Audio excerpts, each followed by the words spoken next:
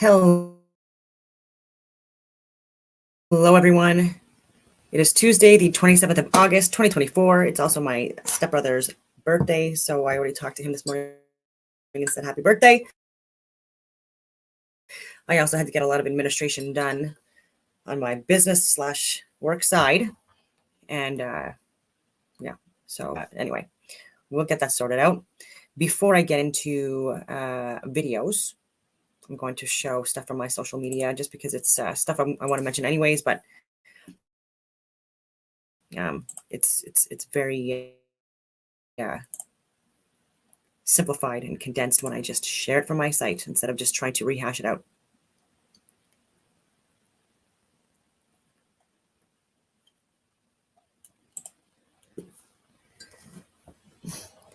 My Instagram account is Dawn Dussault, and it's spelled DAWN DUSSAULT, and same thing for my X account. And so, and it's probably going to piss some people off, but I'm okay with that. Interesting. So I wanted to share just a few things that I shared yesterday.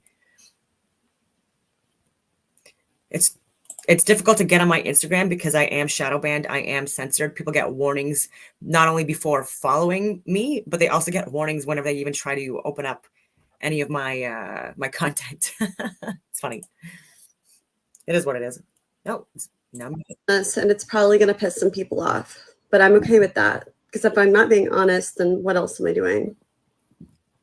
I just got back from the DNC where I signed up to volunteer. And when I initially had signed up to volunteer, Joe Biden was still the nominee. It wasn't yet Kamala Harris.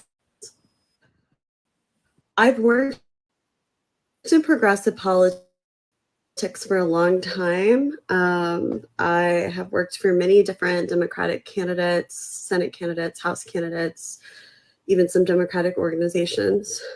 And as the years have gone by, I found myself getting more and more disillusioned with the Democratic Party, although until now, I've never said that out loud or anywhere public.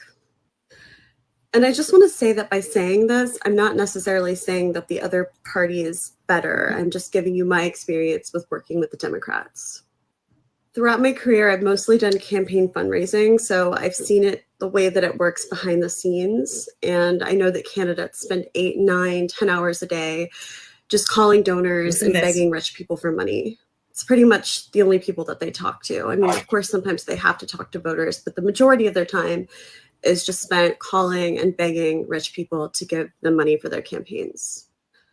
And what this inevitably means is that we don't actually live in a democracy. It's just rich people calling the shots and having the access to talk to the politicians. They're the ones that basically get their ear all day. They're the ones that can help shape and prioritize what the politician actually focuses on. Even the politicians that detest this, that want to get big money out of politics, still have to play this game. They still have to make these calls. They still do the same amount of just calling rich people and begging them for money. And what unfortunately happens once they get into office, if they get into office, is that they soon realize that the money machine is so great and the seduction of power is so immense that they no longer adhere to these values. When I first got into politics, I thought that Democrats were the party of the people. And at the DNC this week, I felt like I was in a building with the most elite and out of touch people in the entire world.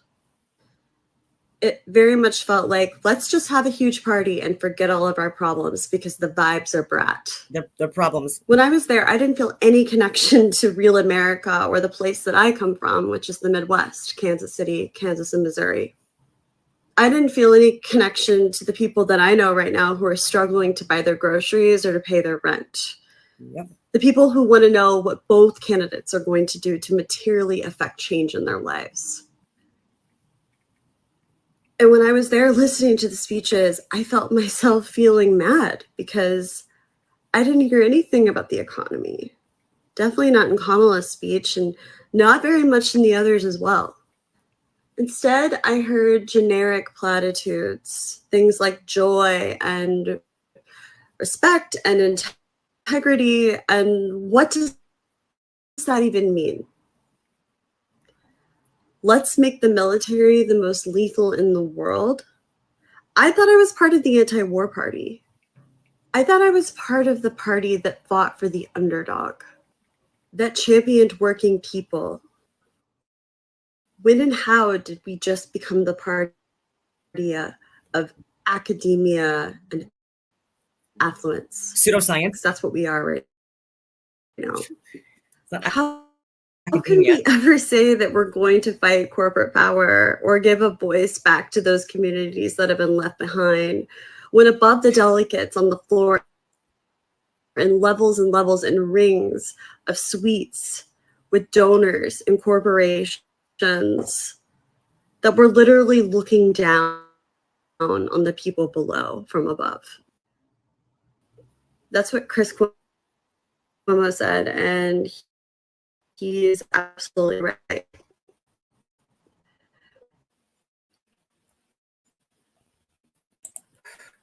For once. No, I'm just kidding. It stopped. But anyway, that's to care more about profit money again from elitists, and this is not even just within their country. So like I was saying yesterday or the day before, the political parties in charge right now, again, left, right, same bird, same outcomes, just different events that kind of like stage and canalize us into exploitation. It's funded by people that also fund the World Health Organization, WEF, the bill, people that have inherited wealth and or getting money off of exploiting us. I know that sounds dramatic, but it's a reality. And because they don't care about the societal outcome, they care about profits. And sorry about that. They're funding people within government only if they play by their rules, like this woke agenda that they want to push, Agenda 2030, being carbon neutral, all this climate scam bullshit stuff, pandemic stuff, the DEI stuff. There's parameters, right? What people are giving, and it's just disgusting to me that we're getting exploited. We're getting like our the value of our dollar in all first world countries have been weakened because of these people, and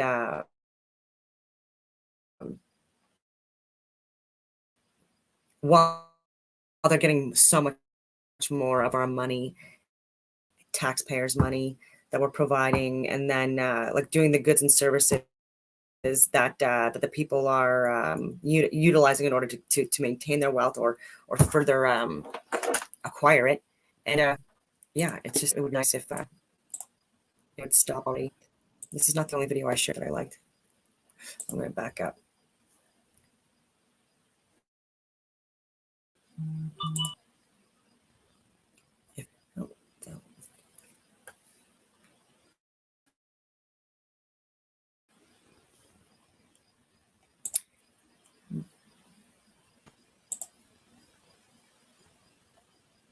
So there's been an outcry. This is probably going to refresh because I pushed the button before it loaded.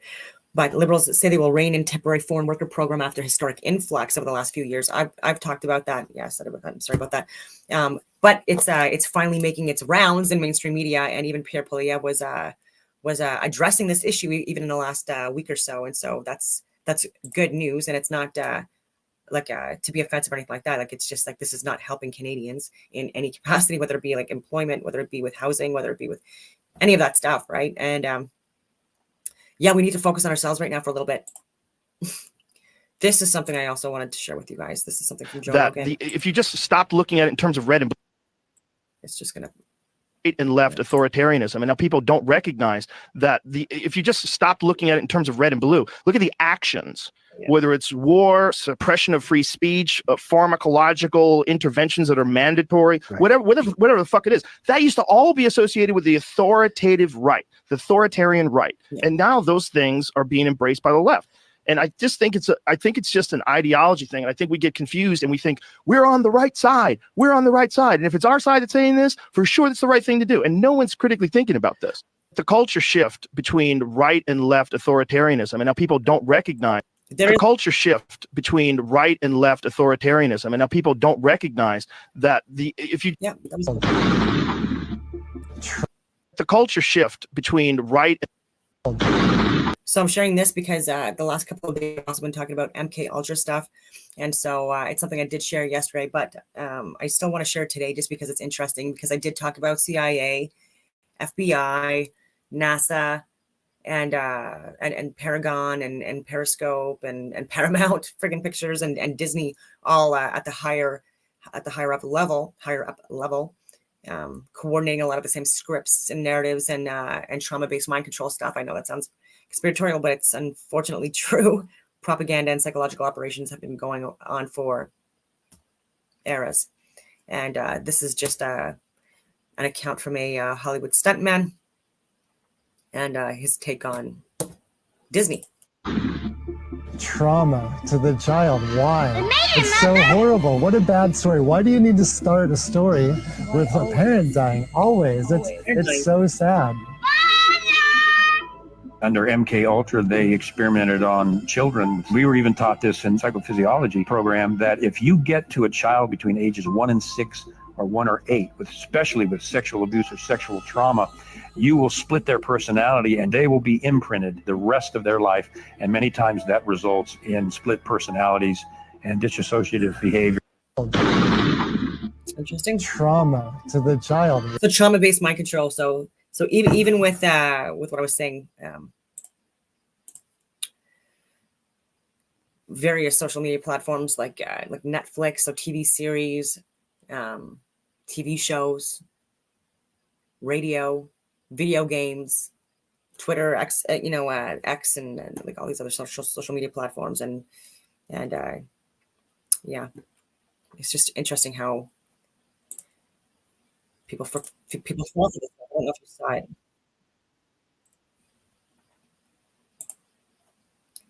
And it's more than just like it's not guaranteed that if there's trauma at a young age that you're gonna have split personalities or bipolar or whatever they call it. But there are most definitely mental health conditions that can arise by virtue of this kind of trauma. And when children are developing, it's especially between the ages of 3 and 7, this period of time when their neurons are developing at a higher rate than any other point in their life, and they're like a sponge more at this age. When you look at Piaget's, developmental stages, and countless other psychologists like him, but it's a fundamental learning period in so many different aspects. And so when you're introducing psychological operations or propaganda at this age, it could possibly cause neurological maladaptive linkages, I guess you would say, and that's why people started doing things with optogenetics and electroshock therapy and all this other stuff to try to create better neurological pathways in the brain to regulate emotions and cognitive abilities and stuff like that. But yeah, this can be very impactful for the rest of a child's life because it's like an imprinting period, right? And especially if those are the first exposures, it could create, again, like a lot of different mental health conditions. So not just split personalities, but dissociative disorder, which I think they alluded to a little bit at the end, but like even it can even be traumatizing enough where it elicits like PTSD like symptoms in children. So like nightmares, cold sweats, afraid to be alone in their room in the dark, or like afraid of their parents leaving, or like not wanting, like so many different things. Like people think that this is not PTSD, but it is.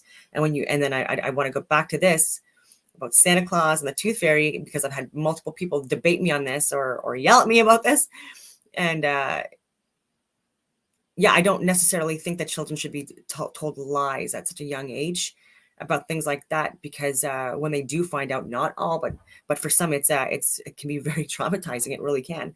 And then it also like creates like a distrust in the family, distrust in so many different things. But and then further like has that separation from the parentals and the nuclear family, close knit environment, and again it breeds distrust and fear and anger, like the lower level emotions, and So there's an agenda to it, I think.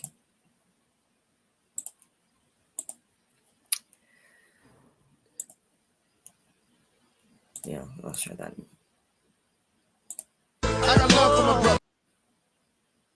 Mark Zuckerberg shared a letter regarding his censorship period during the Biden era. It's still the Biden era. He's still the president, and unless he steps down, and Kamala Harris being the first female Black Indian president of the United States. I was calling that before the end of August. I don't care. I just like putting out theories and seeing how they land. I'm right a lot, though. I will say that. Anyways, Mark Zuckerberg writing a letter talking about his regret about the censorship that he enabled by what he was saying was pressure by the Democratic Party.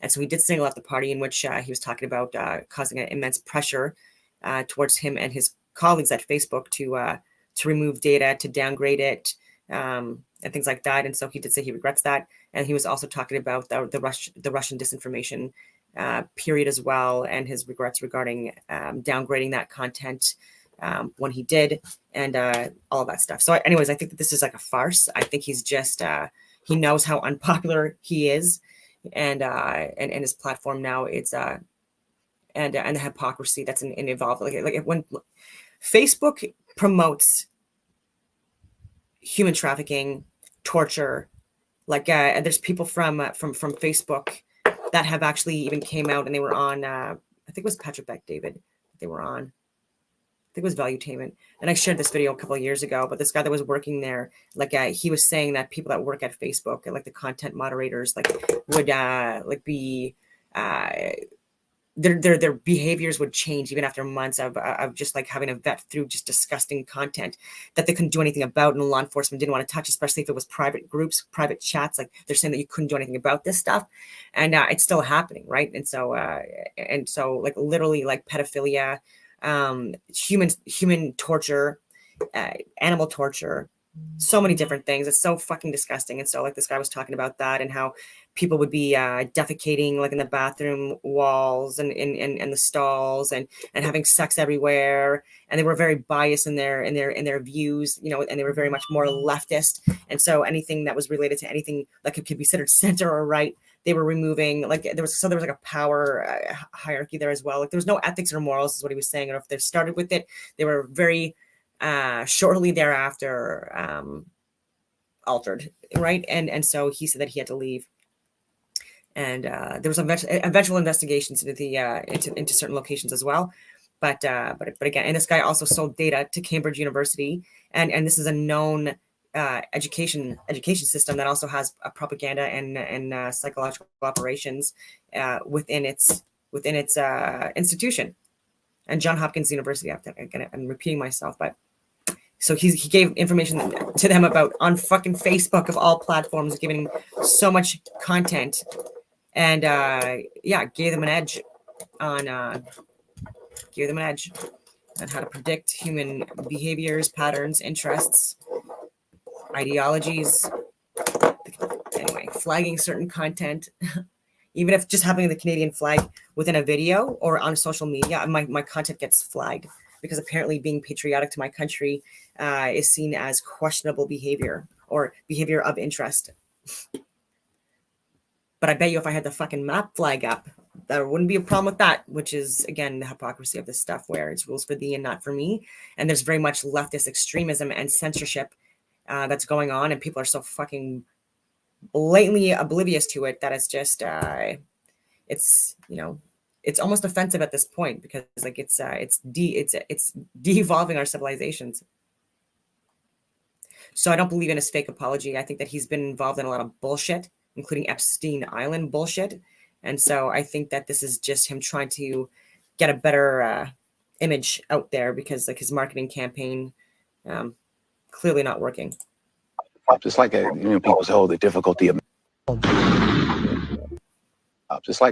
people's hold the difficulty of making a movie. I'm like, send your son to Iraq. That's difficult. It's just a movie. It's like, relax. I don't play that precious nonsense. Oh, we're moving over. Get out of here. You know, your son got shot in the face. That's difficult. Making a movie is a luxury.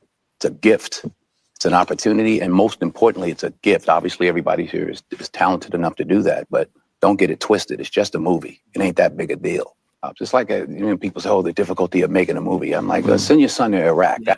I love that. Like I haven't heard this before, so it was my first time hearing it. This just recently, and so much respect for saying that, because this is why I say I don't idolize any celebrities or any of that stuff, right? Like I have a lot of respect for the stunt men and women, and the the people behind the scenes, or the people that they're emulating, right? The people that they're representing with their characters. And so these are the people that are the heroes, not the actors that are portraying them. And there's a lot of CIA, friggin' FBI involvement in the narrative as well, in a lot of movies, especially the mainstream movies. And so again, there's still psychological operations going on with these celebrities. So they're kind of like puppets, and that are assisting the deep state and duping a lot of people, if they know it or not, right? And so, yeah, making movies is easy. You go to really nice locations. You're get food, drinks, everything's paid for. You're making a lot of money.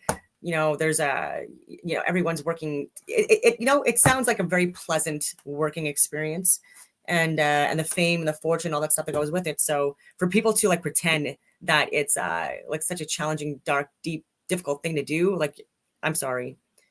I've gone to war. I've done the executive protection even for the prime minister. Even in the last 2 years, and he's not very well liked. And so there is more risk with that, and so many different things, like even volunteer work and stuff like that. So yeah, I don't know. Just like people say, oh, the difficulty of making a movie. I'm like, yeah, just a lot of celebrities and that just think that they're way more important than what they are. So I just want to get on my X feed. Okay. So Melanie Joly, an MP that should be fired and investigated. And now more fake news, but I did a comment on her post. Ukraine has been escalating and so has NATO. You are enabling a proxy war because you directly profit from it. We cannot trust you because you have repeatedly lied about past events, such as Snake Island, Nord Stream, the dam, rape allegations, corruption, and Polish farmers. That's all I could write because I'm limited to my characters. But this woman lied about all of this stuff, and foreign affairs minister or something like that, whatever she is. She has no idea what's going on in foreign affairs. And it's, and so she's on the wrong side of humanity yet again. And again, just perpetuating a proxy war because she's profiting from it, and so are her friends. And she doesn't give a shit about following up to see where the money's actually going, because it's going in her pocket too. Anyway, just irritated at that. Doug Ford's Ontario government shut down churches, arrested pastors, and penalized Christians for praying together as instructed in the Bible, because in Ford Nation, Jesus is a threat. This is from Donald Best. Of course, Dougie kept the liquor stores open while his police thugs dragged away Christians in handcuffs. Police thugs following the orders of Premier Thug. Sometimes he adds drama for flavor, but yeah. So this is a pastor. Just paid our last fine for gathering to worship to the Ontario Attorney General, $65,005 yesterday, plus $274,000 earlier for doing what was biblical and constitutional. We refuse to live a lie, and the truth is now becoming common knowledge. Praise God. Thank you all for your support.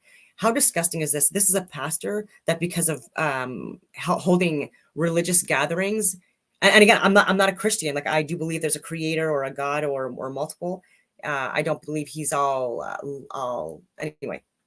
I won't get too much into that, but I respect and understand where Christians are coming from, where people that follow Islam is coming from, to a lesser degree for Sharia law reasons, like the Hindi religion, Buddhism, Taoism, Shintoism, you friggin' name it. I understand And but again, it's just not what I discuss. But I think that this is appalling that there's people that are actually like innocent, and the Emergency Act being declared, all this stuff was deemed to be unconstitutional, unlawful. So this is accurate, and the fact that he has paid over, you know, like almost $350,000 in fines. Who can afford that? Like, can you imagine like paying over $300,000 in court fees? And this was necessary. There was people that had to hold the line and try to share medical, scientific, and government data, and try to end the overreach. And so, and people are still in the court. Helen Gruss, Ottawa Police Services, she's a cop, over 22 years. She's already paid well over $100,000 of her own money. A detective, you know what I mean? She's not making a lot of money a year, especially to cover these costs. And she's a grandmother. And she's been of service for, again, decades, exemplary service. And again, her next trial date is in January. Tamara Leach is back in the courts, and she's paid so much money in court fees. And so has Chris Sky and Jeremy McKenzie. And these are people that were simply peacefully holding the line and trying to share medical, scientific, and government data, and the overreach, right? The authoritarian regime dictatorship that was going on and being further pushed and enabled. And people don't understand that. Anyway, more people need to peacefully speak up. And Doug Ford, he was and still is somehow the premier of Ontario, and this guy should be in jail. Okay, not Tamara Leach, none of these people. This guy should be in fucking jail. But Doug lied about his post-secondary qualifications. I've said that in videos for years. That the post-secondary institution that he allegedly graduated from until 2018 was a secondary institution, and then it was changed years after he graduated from his secondary academic institution. It was named a post-secondary. So it was, again, years after he had graduated from a secondary institution, it became a post-secondary institution, if that makes any sense, because I've just been rambling. But again, he lying about that stuff, his certifications, his decal business, due to the pandemic, all the signs that were in grocery stores and hospitals and all over the fucking place about the distancing and the arrows and stuff like that. That was his decal business. So again, the conflict of interest in here, and the ethical dilemmas, and the fact he was a fucking premier, and he was the one that was like benefiting the most. Like, and again, like his company went from in the single digit millions, which is still a lot, to like now it's like worth, the last I checked, like $55 million. What the fuck, people? Like this needs to be investigated. This needs to be investigated. And yeah, so I was talking about that again. He cheated on his wife repeatedly with staffers. So people that are also funded by taxpayers. It was fucking morbidly obese Doug Ford, who's also fucking funded by taxpayers. Okay, they think it's by their lobbyist friends and stuff like that. But no, that's your side deals that you're getting because of fucking exploiting us, motherfucker. But anyway, it is what it is. Yeah, so I said that. Also funded using our tax money. He is not fit to lead in any capacity. He's a criminal. So anyway, this is what I mean. Like Canada is such a mess. And we could so easily remedy this just by firing people. Literally the easiest thing you could possibly do. The most peaceful thing you can fucking do. And then investigate. So again, get our taxpayer money, investigate these people, share the truth with Canadians, because we deserve it and we're paying for it, but we also deserve it. And again, just hold people accountable, like jail, charges, suspensions. That's it. Anyway, I guess it's too much to ask.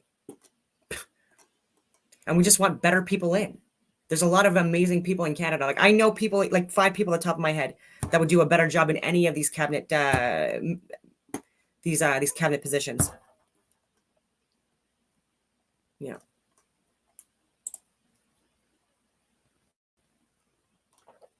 And that are actually tracking what's going on in the world, right? So like way more beneficial to Canadians as well. So we're not involving ourselves in proxy wars that's actually killing people, stealing our money that we need. So it's not even just like our homeless and charities and schools and children. Like we need this because our mortgages have doubled, rent has doubled, groceries are through the roof. Oil, like this carbon scam stuff. All of our insurance is increased in every aspect, whether it be property tax or vehicle tax or house insurance. I say tax and insurance interchangeably, by the way. Um, interest rates too. It's all gone up. Yeah. Anyways, I'm already half an hour in, and I have not shared anything from Austin Whitsitt. November gave me a link to the movie we was talking about yesterday on optogenetics. I didn't watch the whole thing, but and I was able to find it on my own as well, so that's good. It's almost 5 hours long, and so I'm gonna try to get through it the best I can with everyone, but I do have to skip out by noon again, and so yeah, you're not gonna get 4 hours out of it even. You're gonna get 2. Great.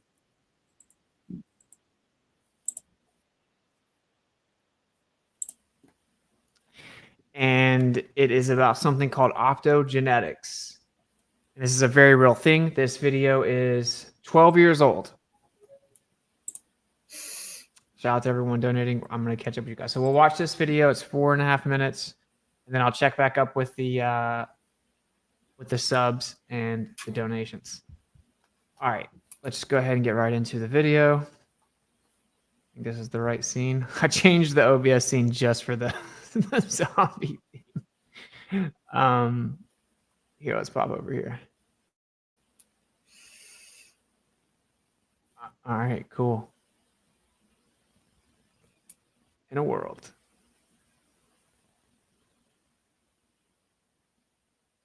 Wait, I gotta find it. Copy. Yeah, so optogenetics is something that sounds like it's out of a sci-fi movie or something.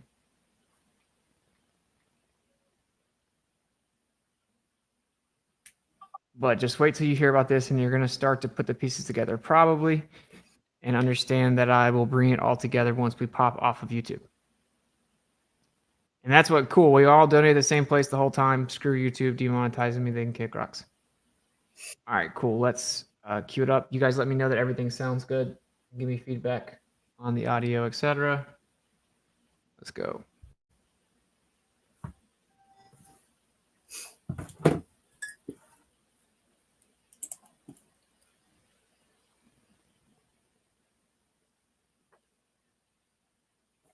He does have volume problems to start, but it's going to come on very shortly.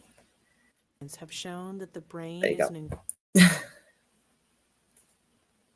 You may just now be hearing it, but anyway, let me know if it's loud enough.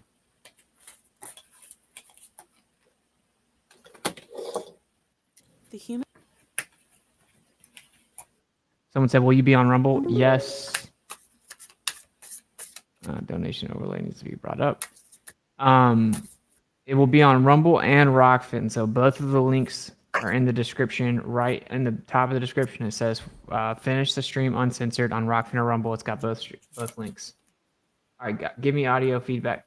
Human brain may not look like much, a couple of pounds of pink wrinkled tissue, but the last 100 years of neuroscience have shown that the brain is an incredibly densely wired computer made out of hundreds of billions of individual cells called neurons. Neurons communicate with each other using both chemical and electrical signals. When a neuron is activated by chemical messengers, it produces an electrical pulse that results in similar chemical signals being sent to other neurons to which it is connected. Electrical and magnetic pulses. Neurons come in thousands, perhaps tens of thousands of different kinds. Yeah, it's low for me as well, so just know it's turned all the way up. The rest of the videos will be better, so I just won't interrupt the video. I'm going to just turn it all the way up on your end, and then know you want to turn it down a little bit when I come back. Everything is turned all the way up, but I wanted to play this video because it makes a point. This video was posted 12 years ago. Keep that in mind. 12 years ago, yeah. Each with a unique shape, And he posted this 6 months ago. Composition, and a unique pattern of connections within the brain. For example, these cells, the basket cells, have small input branches and output branches, and they release pulses of chemical that inhibit their targets. Whereas these cells, the pyramidal cells, are large and project long distances, and they excite the cells that they target. If we could figure out the role that each of these cell types plays in the brain, we could understand how they work together to create thoughts, emotions, and behaviors, and how flaws in specific cell types may lead to devastating brain disorders like schizophrenia, Parkinson's, and depression. Now, MIT researchers are working to develop tools that allow us to do exactly that. It is now possible to precisely control the activity of specific neurons, and therefore understand how each neuron contributes to brain function. Remarkably, these high-tech tools have come from microorganisms, such as this pond algae called Chlamydomonas. Chlamydomonas needs light for photosynthesis. Chlamydomonas. Algae. And it swims toward light with the help of a small organelle called an eye spot. The eye spot contains a light-sensitive protein called channel rhodopsin, which responds to blue light by moving positively charged ions across the eye spot membrane. Positively charged ions with blue light or violet light, causing the voltage of the eye spot to change, a bit like a battery being charged by a solar cell. But But blue neurons light, are yeah. also electrical devices, and their voltage would also change if channel rhodopsin could be inserted into their membranes and then illuminated. So, researchers took a piece of DNA that encodes for the channel rhodopsin protein. Then, they put it into neurons using a safe All right, took a piece of what? and effective method for delivering a gene. Then, they put it into neurons using a safe and effective method for delivering a gene, the same kind being used in human gene therapy trials. The neurons expressed the DNA, manufacturing copies of the channel rhodopsin protein and installing them in their membranes. As predicted, the researchers were now able to activate these neurons using light, without affecting any of the neighboring neurons. This technique, called optogenetics, allows researchers to drive the activity of specific neuron types to see how they affect brain activity and behavior. For example, researchers can deliver the piece of DNA that encodes for channel rhodopsin into a set of basket cells, shown here in green. Then pulses of blue light activate only the basket cells, while the other cells, for example the neighboring pyramidal cells, are not affected. So if a specific brain disorder is associated with dysfunctional basket cells, it would be possible to augment the activity of these cells and possibly repair brain function. And these tools don't just activate neurons, they can silence them as well. Archirhodopsin and halorhodopsin, for example, are proteins that are sensitive to orange light and produce the opposite effect to channel rhodopsin. When researchers deliver DNA that encodes for one of these molecules into a specific set of cells and shine orange light within the brain, they can turn off just the selected set of cells. Turn off cells with orange light. By combining these tools, Orange is 33 in gematria. That's very interesting. I don't know why I said that, but along with it's others true. now being developed, researchers will be able to Fact. control brain activity with a degree of Fun precision that fact. would have been unimaginable a few years ago. Okay, sorry about. I'm gonna fix the sound here, but Very interesting. okay. So what's interesting, and I stopped right there because we got another video I want to watch real quick. It's way less boring. Okay, and the audio should be better on it as well. But if you listen carefully, there is a photosynthetic compound found in a certain type of algae. You can take this and you can integrate it into the body, and since it's photosynthetic and photosensitive, right? Its sensitivity to light allows you to manipulate it. And since you're integrating it into the brain, you can effectively turn on and off certain neurons or sections of the brain.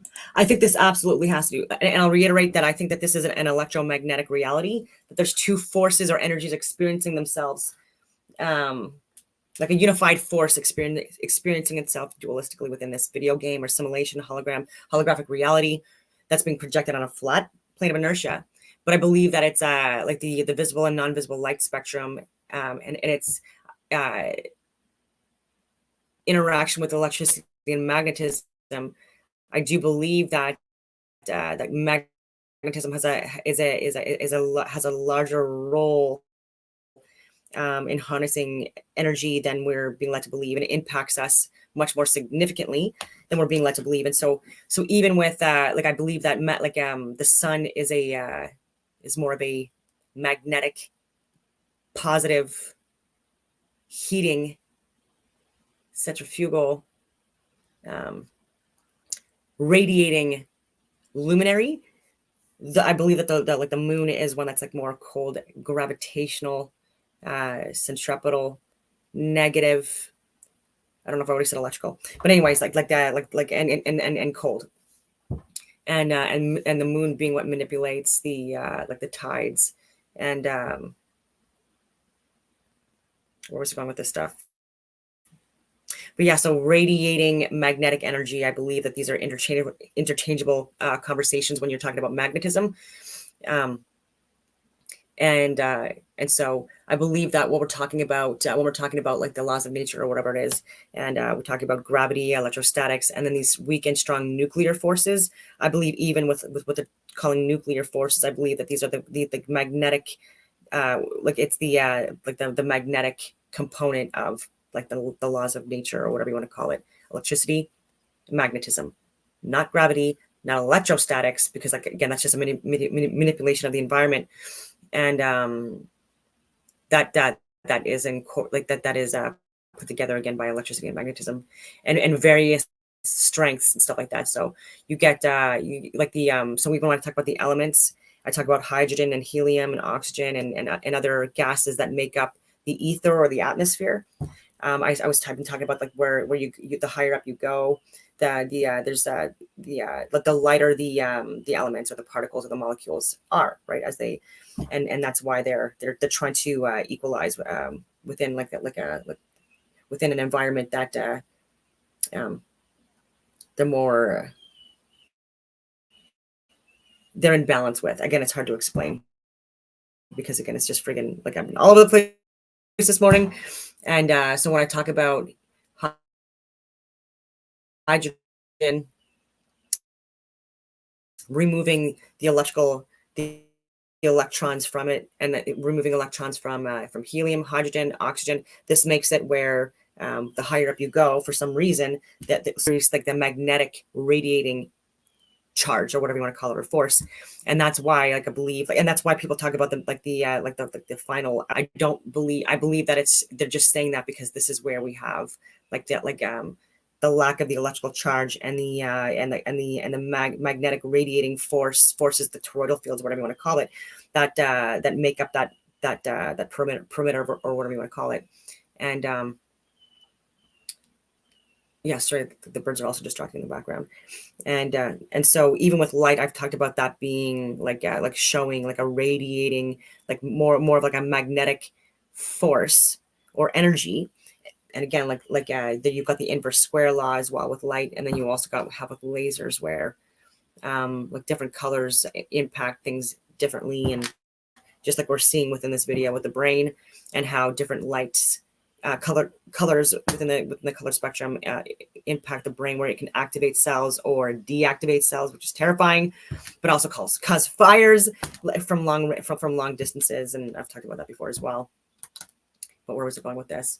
And so, yeah, I do think that like people really need to talk more about like radiating forces or energies being more aligned with magnetism and or different elements. When there's electrons removed from their atomic mass, what are you going to call it? How it impacts the environment. I hope I'm making sense. I need to get better at saying this stuff out loud. It's in my brain, but because there's no frame of reference or anything like that there's out there, it's really hard to explain. And it's easier when I'm talking to if I would have the potential of talking to someone like Austin. So that we can clarify things. And anyway, Okay. I'm rambling. It's kind of like sci-fi movie here. Someone can use light, different spectrums of light, to turn off portions of your brain. This is 12 years ago. Now we're going to watch the next one. This one's going to be much louder, so everyone should be good. Watch this one. This stream is going to get crazy, so stick it out. Kind of just go ahead and plan to be listening to some info for the next couple hours. You definitely want to stick around once we move. And again, everyone prep. We're going to have to leave here because this is not a free speech platform. This video is from 10 years ago, MIT. The brain is made of maybe thousands of different kinds of cells called neurons that are built into very dense intermesh networks that communicate. Each of these neurons computes using electricity. This cycle implements behavior and thought and emotion, all these different kinds of things. We also think that deficits in these electrical computations underlie many brain disorders that affect over 1 billion people around the world. In optogenetics, what we're doing is we're putting molecules that convert light into electricity into neurons, the cells of the brain. Then when we shine light on those neurons, light gets converted to electricity and allows us to turn on or off those cells. The goal here is to find a way to control the electrical activity in some cells and not others in the network. To do that, we had to turn to the natural world. It turns out that throughout all the kingdoms of life, in plants and funguses and bacteria and so on, you can find photosynthetic or photosensory molecules that convert light into electricity. So we borrowed these molecules from nature, and then using tricks from the field of gene therapy, we can put them into neurons. Now, these molecules can convert light to electricity, and they do it just in the neurons that we want to control, and not all their neighbors. So we can deliver these molecules to some cells and not others, and then we shine light on the network, we can turn on or off that subset of the cells. If we can turn on or off a set of cells that's embedded within this dense matrix, we can figure out how do they contribute to a behavior. For example, if we can turn on a set of cells, we can figure out what kinds of behaviors can it initiate. If we can turn off a set of cells, then we can delete it momentarily and figure out what it's necessary for. So by being able to dial in information into cells in the brain and to delete them, we can try to figure out how they contribute to networks and the behaviors and diseases that arise from brain computations. We can hunt down the exact set of cells that are contributing to a specific disease state, or which, when activated or shut down, will remedy that disease state. That's really important because right now, a lot of drugs are developed that target molecules, but molecules are found throughout the brain. And in fact, many cells in the brain might be very molecularly similar to one another. If we can target circuits in the brain, though, we might be able to develop much more specific drugs. Imagine if we could hunt down the exact set of cells in the brain that, when activated, remedy a brain disorder, and then we can go in and look at the exact molecules in those cells. Maybe we can find drug targets that are much more specific than existing ones. You might also imagine that we could use optogenetics to directly control brain circuits in patients with brain disorders. Electricity is used to stimulate the brain in deep brain stimulation. If instead we could actually aim light at certain cells and turn them on or off, we might be much more specific. Rather than... You know what your body naturally produces? Light and electricity. Electricity is used to stimulate the brain in deep brain stimulation. If instead we could actually aim light at certain cells and turn them on or off, we might be much more specific. Rather than using electricity to turn on and off the cells of the brain and have many kinds of cells activated, the ones we want to affect as well as all their neighbors, if we can make just one disease-associated subset associated with light and we can turn them on or off, we might be able to treat them with much more specificity. So far, optogenetics has had a lot of I really listened to this part. light, and we can turn them on or off. We might be able to treat them with much more specificity. So far, optogenetics has had a lot of impact in the scientific world, but it hasn't been used in any human patients yet. There are a couple reasons why. One is that it requires a gene therapy to deliver the gene that encodes for these light-activated molecules into the body. Currently in the US, there are no FDA-approved gene therapies for these light. There are a couple reasons why. One is that it requires a gene therapy to deliver the gene that encodes for these light-activated molecules into the body. Currently in the US, there are no FDA-approved gene therapies. Reasons why. One is that it requires a gene therapy to deliver the gene that encodes for these light-activated molecules into the body. Currently in the US, there are no FDA-approved gene therapies. In Europe, there's just one. Another issue is that these molecules come from organisms like algae and bacteria. And so if we are putting these molecules into the body, would they be detected as foreign agents and attacked by the immune system, for example? What we need is a paradigm shift in how we think about treating brain disorders. And one of our major stances is that we need new technologies if we really want to either understand the principles of treating brain disorders, hunting down the exact cells in the brain that can help us treat brain disorders, or to develop new modalities, new forms of energy, new strategies for treating brain disorders by correcting the computations within the brain.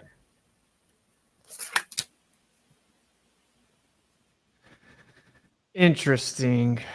Very interesting. Okay.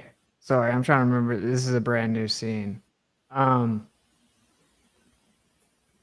Okay, so if you heard that, one of the reasons why 10 years ago that this had not been utilized a lot is because why? Because it requires gene therapy and there's not any FDA approved gene therapy. That's why it hasn't been used on humans. Now, if you also heard, it's like, well, if you just use electrical signals, then it's hard to really isolate where you're going to control. Makes sense, right? Like all the neurons, all the brain cells are affected by electricity. If you just start sending electrical signals out there, well, it's going to affect all of them. But if you use highly precise integration methods to allow this photosensitive chemical to integrate into specific cells, then when you introduce light, it will only affect those cells. So they'll be able to much more precisely control brain activity. Now, I'll go ahead and tell you that many years ago, they started testing this out on mice, and they were able to turn mice into super killers. So if you Google optogenetics, super killers, right, or mice, you'll get the papers, you'll get the videos. They were able to make the mice run way faster than they normally could, become erratic and aggressive, and search out prey they would try to kill on command. So it's mind control. Now, it's not like I can make them think about this. It's more that they can control the behavior. They can create targets, and they can create aggressive, erratic behavior using optogenetics. Now, the cover story is, of course, that they're able to find out what's going on with different brain diseases, and they can isolate it, learn more about them, learn which brain cells are being affected when, et cetera, et cetera.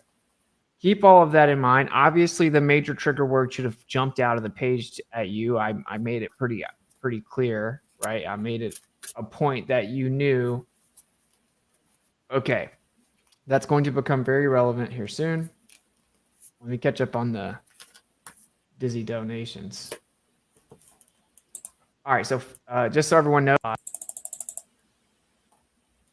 be very careful with what we're going to cover here and just prepare to. Okay, now, you may have heard of this before, but this is FEMA's Prepare for Zombie Apocalypse.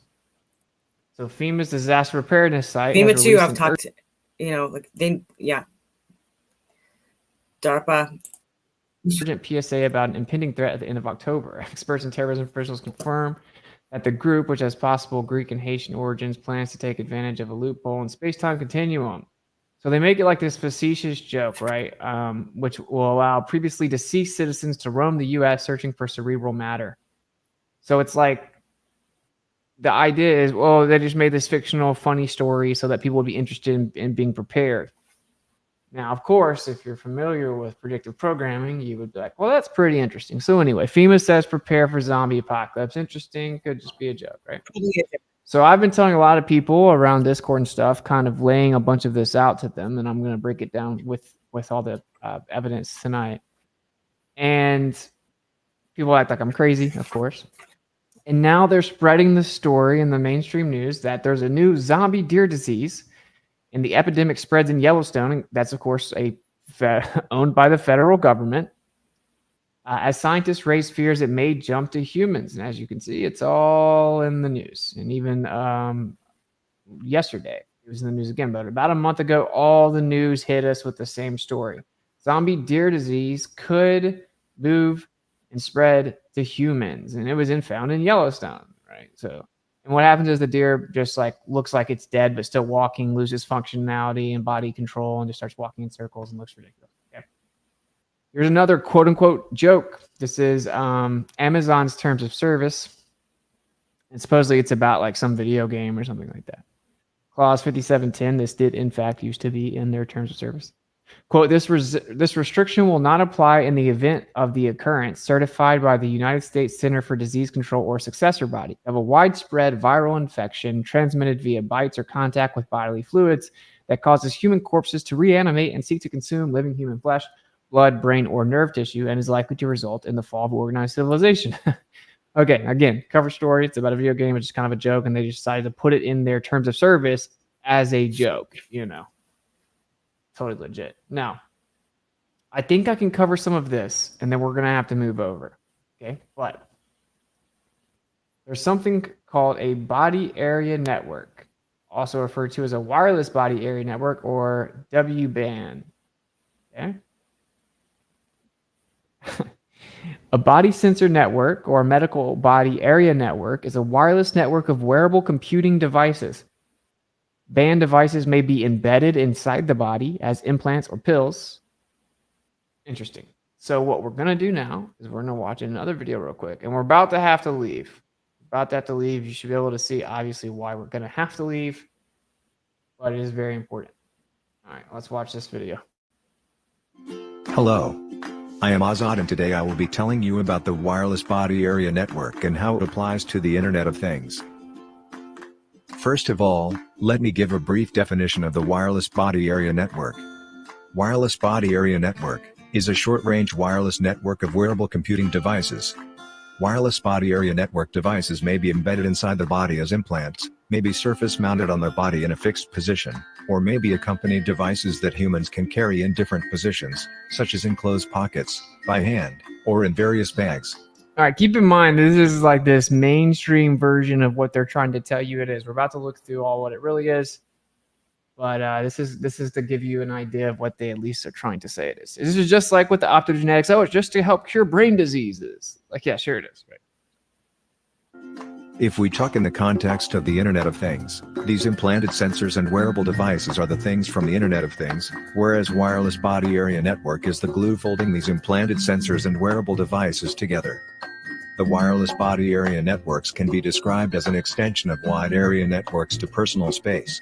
The wireless body area networks can be further categorized as 1.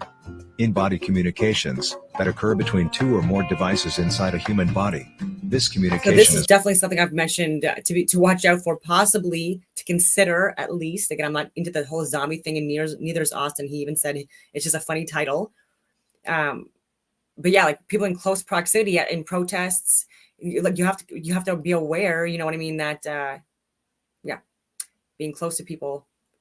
I'm not saying 6 foot distance up either, because then you're losing the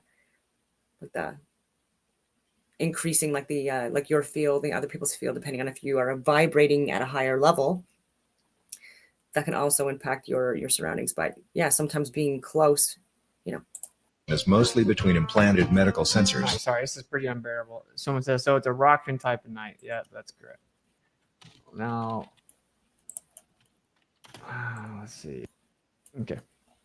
Human body activity associated with the task provided to a user may be used in a mining process of a cryptocurrency system. A server may provide a task to a device of a user which is communicatively coupled to the server. A sensor communicatively coupled to or compromised in the device of the user may sense body activity of the user. Body activity data may be generated based on the sensed body activity of the user. The cryptocurrency system communicatively coupled to the device of the user may verify if the body activity data satisfies one or more conditions set by the cryptocurrency system and award cryptocurrency to the user whose body activity data is verified. So this is a Microsoft patent 060606. Almost everyone here has seen this. Patented in 2020 about basically a biosensor device in and or on a user that monitors body activity and it rewards compliance. All the text not properly centered? Yeah, it doesn't matter. Because all of them are it doesn't matter. I read it, you guys get it. Okay. So let's just do this right here. Let's come back over here. All right, I'm going to see how I can tactically say this, and we're just going to have to move over. So everyone go ahead and prepare to move over. We got 450 here. Hopefully there's already some on Rockfin and Rumble. We got 167 on Rumble, 118 on Rockfin. Nice. Everyone just prep. We're going to have to leave, okay? Just the way that it is. I can't really start to break all this down until we leave here. But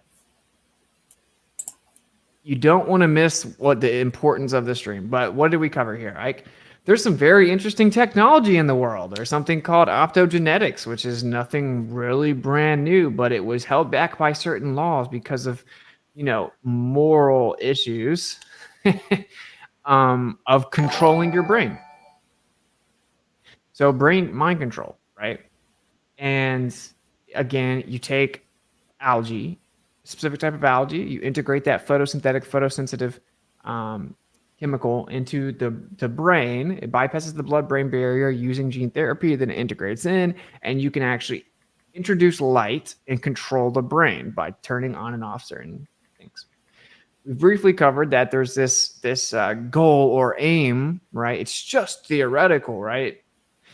Where you can actually implant certain devices and it can network. It begins to network to different people, to different things, to different towers, to different internet systems, to different cryptocurrency systems. And you can wirelessly monitor body activity to such an extent that you can reward the user for compliant body activity. Rockfin.com/witsitgetsit, rumble.com/witsitgetsit. Rockfin and Rumble links are in the chat. If some of the mods can help me out and drop the Rockfin and the Rumble. Okay, so now I will say this, right? EMF is unavoidable. I'm going to reiterate this. I'm not trying to tell everyone to be scared or to freak out, but there is obviously a recent event that makes this information very important. Okay? I specifically don't think that like everyday devices, everyday EMF is the end of the world and is going to kill you or anything like that. But what we can say here is what's very interesting is there seems to be this running joke about zombies, and that goes from FEMA, that goes from CDC. And actually, I'll show you guys that real fast.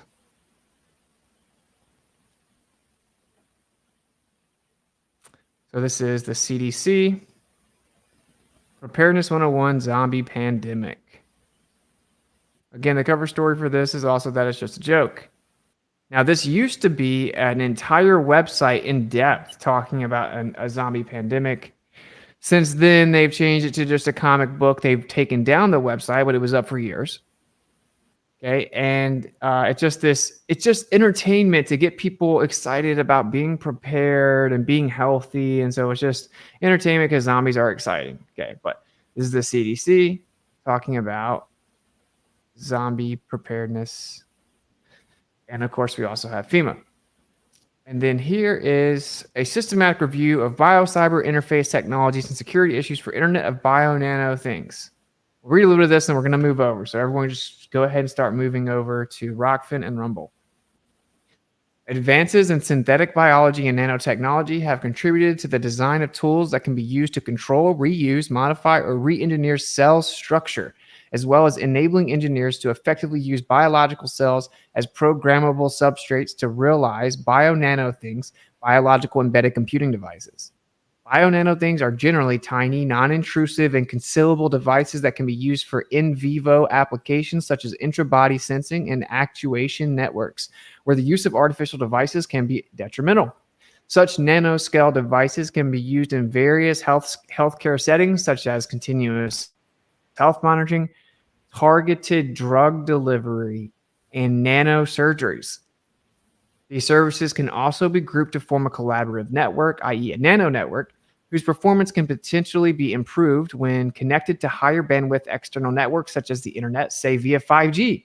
However, to realize the Internet of Bio-Nanotech paradigm, it is also important to seamlessly connect the biological environment with the technological landscape by having a dynamic interface designed to convert biochemical signals from the human body into an equivalent electromagnetic signal and vice versa. This, unfortunately, risks the exposure of internal biological mechanisms to cyber-based sensing and medical actuation with potential security and privacy implications. This paper comprehensively reviews biocyber interface for IOBNT architecture, focusing on biocyber interfacing options for IOBNT like biologically inspired bioelectronic devices, RFID-enabled implantable chips, and electronic tattoos. This study also identifies known and potential security and privacy vulnerabilities and mitigation strategies for consideration in future IOBNT designs and implementations. Now, if you go to the t.me/witsitstreams, after this stream, we're dropping all the links. We'll drop all the PDFs, all the links in the Telegram. You can get all of the actual data. Okay, so we're going to move over because I can't really even tie it all together. And I didn't really know how I was even going to try to do it. And I just simply can't do it. Okay, but let's just say it was a very interesting, 3-4 years going back in time. And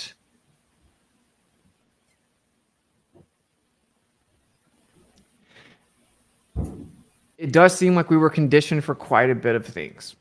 And if you keep up with the World Economic Forum, etc., they seem to suggest that it's not over. That was just the first step. And We can't say too much more. So anyway, thank you guys for kicking it. I encourage everyone to move over to Rockfin or Rumble, because we're going to talk about how this is actually applicable to our lives right now, the science behind it, how we maybe not only were conditioned with an immense amount of propaganda regarding zombies to where like the most popular game in the world was Call of Duty, and everyone played the zombies. Zombies everywhere, Walking Dead, all kinds of zombie movies. Yes, it's entertaining, sure. World War Z. What was World War Z about? Either way, we have been inundated with the idea of our loved ones and people around us being zombies. And it sounds crazy. And, you know, what are the characteristics of zombies, right? Like, seemingly they're dying. So either A, they're like dead and they come back to life, or B, they're like dying and they're barely alive. They're out of it. They can't really like see and hear and talk and understand things. And then they're very slow and they don't recognize you, and they are erratic and aggressive and want to attack you and want to bite you and all this crazy science fiction stuff, right? You know, all this crazy science fiction stuff. They're like corroding and when they're standing up, blah, blah. So we're going to see,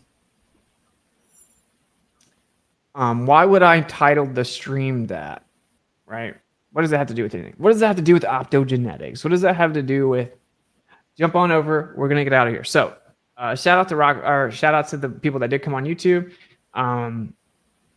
Unfortunately, I just can't even really convey to you any of the legitimate information. And I started to realize this is actually just holding back the stream.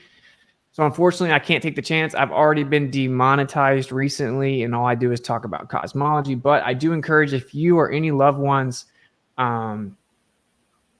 participated in the extracurricular events that you may or may not regret in the last few years, if you're interested in figuring out some of the specific information about maybe what that means, maybe how to react, how to tell your loved ones to, whatever, we're going to cover a lot of that in the rest of this stream. So, all right. Thank you guys for kicking it. I'm going to try to make sure that I know how to end it. And yeah, so what we'll do is I'll press the be right back scene, and then it'll be like maybe 30 seconds. Make sure everything. And unfortunately, all right. So I love you guys. Pop on over. I said it 30 times. We're going to take the 30-minute intermission as I switch the scenes and make sure that YouTube is cut. We're going to go from there. To the YouTube people.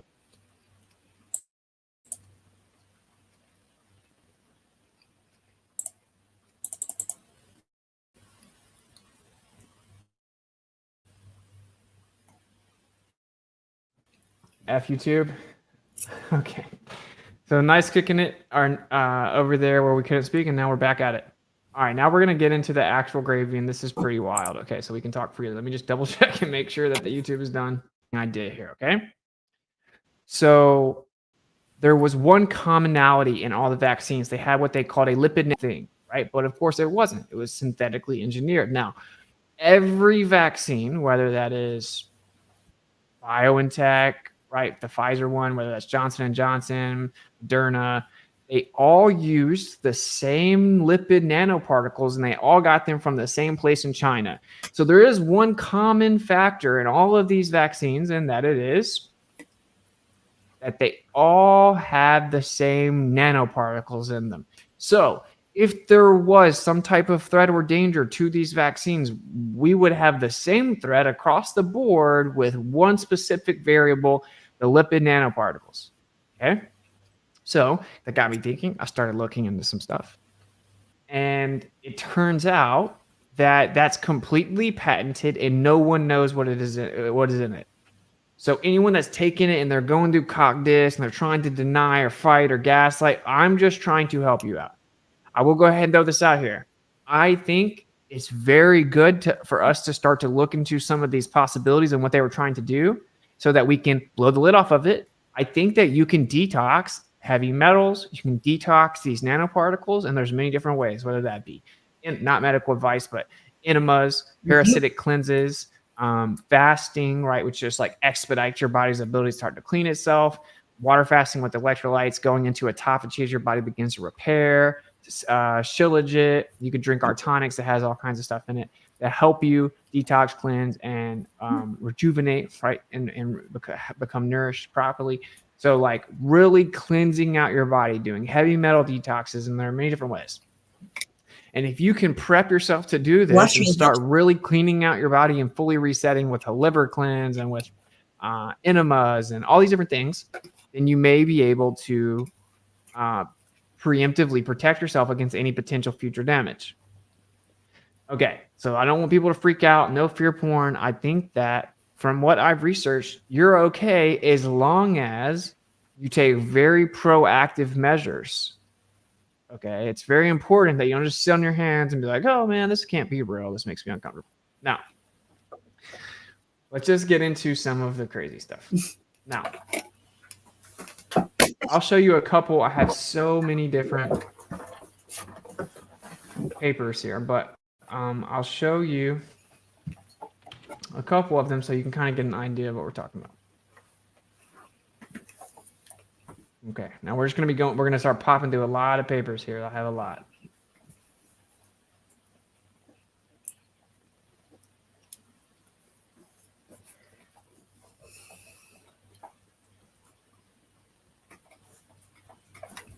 Okay, so crazy. It's all so crazy.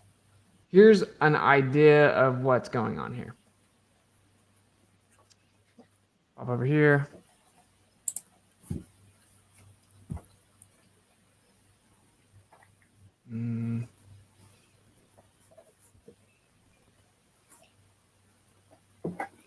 Okay.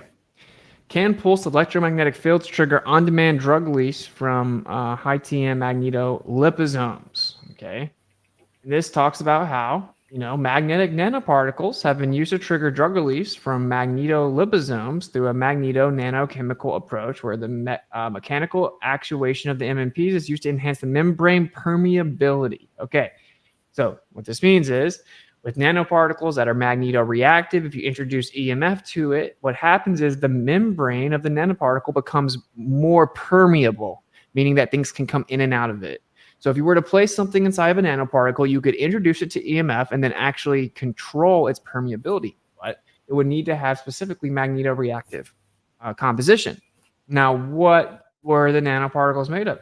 Oh, we don't know. We don't know, right? They literally didn't tell us. Okay. Just to go ahead and get rid of the notion that this is some type of science fiction that can't be true, right? Okay, we're talking 18 gigahertz electromagnetic field induces permeability of gram-positive foci. So this is, again, the effective electromagnetic field exposure at microwave frequency of 18 gigahertz and this certain types of bacteria. Now, we demonstrate that exposing the bacteria to an EMF induced permeability in the bacterial membranes of all strains studied, as confirmed directly by transmission electron microscopy and indirectly via the propydium iodide assay and the uptake of silica nanospheres.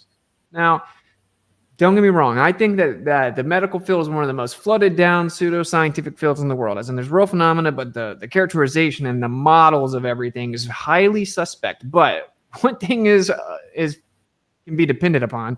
That is scientific experimentation, direct manipulation of independent variables, which would be EMF. Controlling EMF, once you put something with metallic composition, nanoparticles with metallic composition in a body, and then you can actually monitor different drugs released within that. You can even monitor the actual network of the nanoparticles itself and their permeability settings. And they go through incredible technology when they say that they do this. Maybe not this one specifically, but they have incredible networks that monitor these nano networks inside of the host. Now, this shows you, again, specifically 18 gigahertz electromagnetic field induces permeability. And there's a paper where when they introduce 3 1-minute pulses of 18 gigahertz, it causes what they would call pathogens or whatever drug that they put inside of it or bacteria.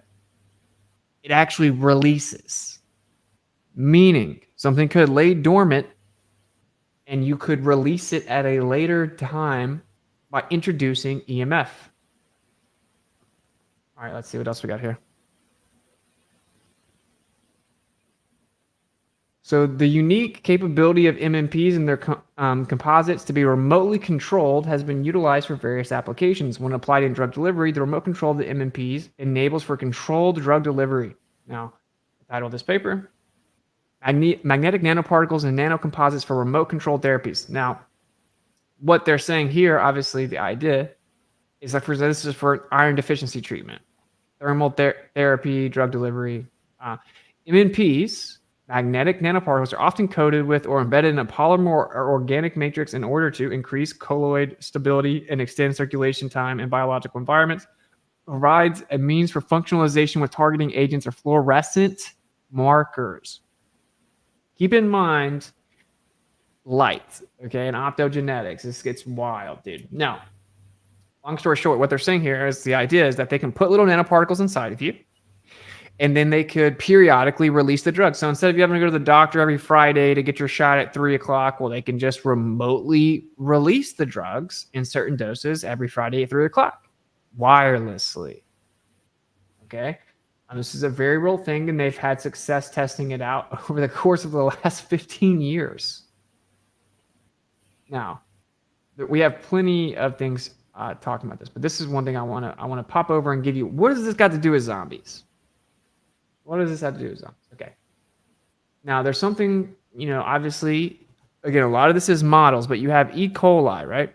Or Ebola. So you have Ebola, and there are different types of Ebola, right? And all these different, they call them viruses, but you'll notice that they actually have to end up calling them just diseases. Your body's in disease. So like in the actual federal paperwork, they'll say like virus and or disease.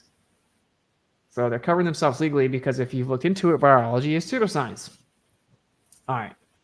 Now here's where it gets very interesting. Let's see, what is the government prepping for? Let's start there. Is the government prepping for any of this? I mean, no way, right? Let me switch browsers. Okay, so the Notice of Declaration under the Public Readiness and Emergency Preparedness Act, which is the PrEP Act, for countermeasures against Marburg virus, and you see it says and or Marburg disease. Okay. Now, this is in 2020, right? So that's a long time ago. This is in 2020, bro. The same year they said that COVID happened. It's in 2020. Okay? Now, what is interesting is they just recently extended this. 11/27/2023, they extended it. And they changed it to Act for Countermeasures Against Ebola virus and or Ebola disease and Marburg virus and or Marburg disease. Now, what this is about is it's pre-approval of federal emergency funding for any of these illnesses that were to break out and for bio devices as countermeasures. Okay? So the government is preparing. Here, it just says Marburg, right? This just says Marburg. What is Marburg? We're going to get into it. This has Ebola here. Marburg is referred to as something from inside the Ebola family, right? Now, this is bacterial infection. And we know that you can, in fact, get in a lab and mess with different types of bacteria, and you can integrate them into the body, and that's not necessarily a good thing. Now, I'm not claiming to be an expert. I am no Tom Cowan. I am no Andy Kaufman. I am no Amanda Vollmer. I'm just showing you what they're preparing for. Now, this is the part that doesn't make any sense. And I know that I tried to break this down to certain people, they didn't get it, but I know the truthers will get it. Okay, check this out. Let's see. What is Marburg? Let's just let Google tell us what it is. Here's the World Health Organization. Marburg virus disease is a highly virulent, disease that causes I always mispronounce this word. Hemorrhagic fever, which just means bleeding, with a fatality ratio of up to 88%. It's in the same family as the pseudoscientific term virus that causes Ebola disease. Two large outbreaks that occurred simultaneously in Marburg and Frankfurt in Germany and in Serbia in 1967 led to the initial recognition of the disease. The outbreak was associated with laboratory work using African green monkeys imported from Uganda. Now, we know that the way that they claim that all these diseases pop away from humans or pop away from animals over to humans is highly suspect pseudoscience, right? Like anyone that's really looked into this stuff has figured that out. Okay, but the important part here is, and I'll just go ahead, I'm gonna come full screen. I'll tell you guys the scope real quick instead of just papering you to death, okay? So I looked into this, and yeah, it's called Marburg because it broke out in Germany. Like the biggest cases ever until recently, they claimed one was 2,000 people, was like 12 people, 15 people, 30 people, okay? And the reason is because it only spreads with direct contact with bodily fluids, and I'll show it to you. So why would the federal government be preparing with a Federal Emergency Funding Act for countermeasures against a Marburg pandemic when the official narrative is it only spreads with direct contact of bodily fluids? How would you have a worldwide pandemic of an illness that can only be spread if you're in direct contact with bodily fluids? It's impossible that everyone starts touching each other's fluid, right? In fact, what would happen when this was first experienced was the nurses would get attacked. All right, now, that doesn't make any sense. Let me make sure everyone gets it. If you can only spread it with direct contact of bodily fluids, why would our federal government be planning for a worldwide pandemic of that illness? Unless they know something you don't know, that there is a way that a bunch of people in the world could actually get Marburg without being in direct contact of bodily fluids. Right? Seems like pretty simple logic here. Now, let's talk about what are the symptoms. Okay, so a serious illness that sometimes causes outbreaks in African countries. Symptoms start out flu-like, but can progress to severe vomiting, bleeding, and neurological issues. Outbreaks usually start by spreading from bats or primates. Lie, pseudoscience, that's what we call that. Let me see if I can give you guys. I know people like when I just read papers, people kind of tune out, but just stick with me, bro. This gets pretty crazy. Let's see if we can get, if there's like a video that will just tell you. Okay, let's try.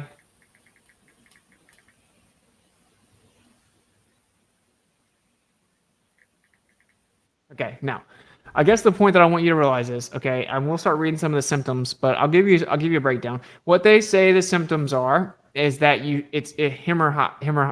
hate the word, but it's that you start bleeding from your eyes, from your ears, from your nose, from your mouth, from all your orifices. You lose control of bodily fluids and you become aggressive and erratic. It's a very expedited disease. Your symptoms start to show up after like the first 3 days, and then you get to like 10 days. There's like an 88% fatality rate. These are all the official numbers and stories and whatever. Okay. Methylene blue is synergistic with sunlight. Amanda Vollmer's not the biggest fan of that. So anyway, okay. So you start bleeding, and what happens is it is in the medical papers, it describes it as your face loses all its color and life, and your face sinks in, and your eyes lose their life. Like the life in your eyes goes away. They're empty. These are like medical papers saying that like you lose the life in your face and your eyes go empty. Okay, and you're very erratic and aggressive, and you can't be reasoned with, and you're starting to bleed from everywhere. You lose control of your bodily fluids, and the reason that it's dangerous is because you can't be in contact with their bodily fluid. Now, I'm not making any type of scientific biological claims that you actually can get this illness because you touch someone's fluid or whatever. That's not my point. My point is that the official narrative is that you can only get this illness. And it's in the Ebola quote unquote family, but it's the only one that's not a specific Ebola derivative, right? Like a specific type of Ebola or whatever, right? All official characterizations and models, please stay on topic. Don't try to talk to me about how virology is fake. I know that. I know it is. That isn't the point. The point is that all you have to do is look at their own official narratives to see that something is fishy, okay? They say that you can only catch it with direct contact with bodily fluids, but they're preparing for a worldwide pandemic. Now, let's look at this real fast. And I haven't watched these, but I started noticing, like, dude, they're passing federal bills. They just extended it at the end of December. They extended it again and added Ebola to it. I wish I could pronounce the word because it needs to be said a lot, but hemorrhagic, I think, something like that, right? But it's just like you start bleeding, like when you're hemorrhaging, right? Like it's bleeding, okay? They're really pushing this idea at the World Economic Forum. We'll cover them in a bit. They started talking, and again, if anyone's got applicable sources about some of the stuff I'm saying, drop it in the Telegram, t.me/Miswits, and we'll pop it up. I had so many windows pulled up, I had to restart my computer before the thing because it just was glitching out. But anyway, they're talking about like this type of illness, and we'll cover what they're saying in a second. But let's see here. Let's go to CBC News, and we'll see, are they prepping us for anything like this? No way, right? That would be crazy. Es grave y mortal. It's a deadly illness health officials in Equatorial Guinea have never seen before, but others have, and they're worried. Marburg belongs to the same family of viruses as Ebola, and like Ebola, has a very high fatality ratio. Marburg virus lives in fruit bats. It transmits from person to person through bodily fluids and causes severe hemorrhagic fever, bleeding in organs throughout the body. The illness kills 50 to nearly the same family of viruses as illness health officials in Equatorial Guinea have never seen before, but others have, and they're worried. Marburg belongs to the same family of viruses as Ebola, and like Ebola, has a very high fatality ratio. Marburg virus lives in fruit bats. It transmits from person to person through bodily fluids and causes severe hemorrhagic. We still haven't even isolated the COVID-19 virus to prove these all these variants exist. Pat King from Alberta, he went on to take the his local government, provincial government, to court, attempted at the federal level, and this was under Bonnie Henry and Dina Hinshaw, and they actually they first of all they interfered with the court dates and timings and locations, and so I think that this was largely due to not wanting him to even attend court. They wanted this to be buried, and then they ultimately dropped the case because they were not able to prove that they were able to isolate a variant. And this was in 2021, I believe it was anyways. It was the summer of 2021, and Pat King had been talking about this and has still been, and completely vilified in the mainstream media and leaders because again he was calling out the narrative, the scripts, the corruption that people were enabling, whether they knew it or not, and assisting in foreign interference into our lives in so many different aspects. And so people need to take a look at this. Viva Frey, he also had him on his podcast several times, I believe, and I explained it on this show as well. That show as well. And so, yeah. So I'm only saying that because they're talking about viruses a lot here, and people know my interpretation of virology. Fever, bleeding in organs throughout the body. The illness kills 50 to nearly 90% of people infected. Previous outbreaks in Democratic Republic of Congo and Angola led to hundreds of deaths. There are no approved treatments or vaccines. People travel, people can move. It can turn into a much larger problem. Public health doctors worldwide are racing to send experts, medical supplies, and protective gear. Equatorial Guinea is reporting a handful of deaths. Several cases are still being investigated there and in Cameroon. Thousands of people are now being quarantined inside their homes. This is where there are some suspected cases just right across the border. So, Dr. Cameron tracks viruses around the globe. He says the case count is likely an underestimate, noting outbreaks are kind of like... Dude, they're all about the fear porn, dude. It's so stupid. All right. Anyway, that's not really the point, bro. The point is, like, they're already conditioning you for, oh, man, Marburg, oh, Marburg. And it's interesting, right? Because our government seems to go ahead and plan for that. Now, I'm thinking you might put it together already, but I'll give you a bit of the tea. We're going to keep going through this information, right? Because I need to stop use the bathroom fast. I'm going to play another video. It's just a few minutes long. But I drink way too much water. But this is the thing. If you were to put something inside these nanoparticles and then put them inside of people, you could allow them to lay dormant as long as you want. And then you could introduce them. This is scientifically factual, right? There is no debate here. This is just a scientific fact.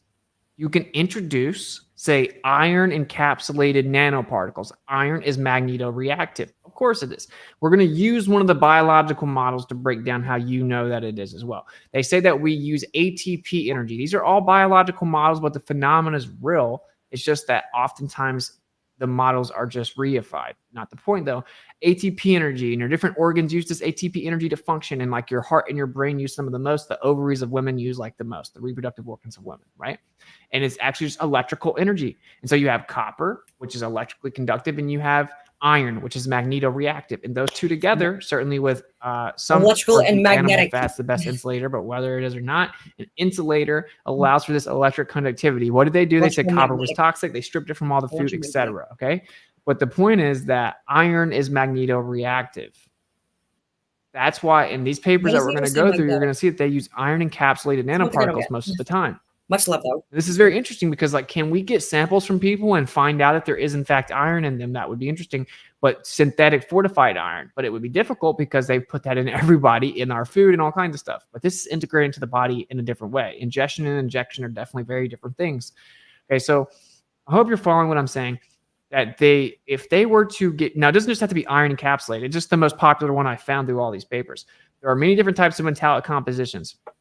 Okay. And so you have an encapsulated nanoparticle and it's magnetoreactive. When you introduce EMF to the nanoparticle, what happens is it begins to swell up and it becomes more permeable. So whatever's inside of it gets released. That's why they're using it for drug delivery systems, right? Because you put the drug inside the nanoparticles and then you introduce it to control a release, whatever's inside of it. Now, if there was in fact some type of engineered, synthetic, dangerous, whatever, call it whatever you want to. They'll, in this scenario, they would call it bacterial infection that you could place inside these nanoparticles. They would remain dormant. They would have all kinds of side effects though, right? Because like you're putting all this synthetic nanoparticle, you're triggering spike protein production as they call it. And all of these things can be dangerous for your body. And that's why we're seeing all kinds of illnesses. But that may not have been the ultimate goal. It may not have been the ultimate goal. A lot of people were like, oh, I don't think we really got them. And there were placebos. I think there may have been some placebos for testing. But like that's not guaranteed because it could have just been remained dormant. Like the people that got hurt may have been like an unavoidable collateral damage. I'm not trying to scare you. I'm not saying that I know this. I'm saying it's certainly worth informing yourself about the science and figuring out exactly what is or isn't possible, and then preparing yourself and reacting accordingly, like i.e. detoxing yourself from any of these possible nanoparticles that are inside of you just to be safe. And that's why I'm doing the stream, because if you've heard the symptoms from Marburg, it already sounds somewhat zombie-like. Someone that's aggressive and erratic and can't be controlled and is bleeding from all their orifices, and their skin begins to rot in certain situations. They can't control their bodily fluids. They lose all the color in their face. They're slowly dying while they're there. Well, it's actually quickly, right? So just bleeding everywhere, slowly rotting, losing the color in your eyes and in your face, becoming aggressive and erratic. Pretty interesting. That's just, we're not done yet, but all right, I'm going to show you guys this other video, because if you remember the optogenetics video we watched at the beginning, what did it say? What did they use? They used DNA. Now, we're not going to fall down the rabbit hole of like how DNA is also a model, but the phenomena is real. Genetic sequencing, right? That the phenomena that we have, like this very intricate sequential information in our body that carries different use cases or instructions, is very real.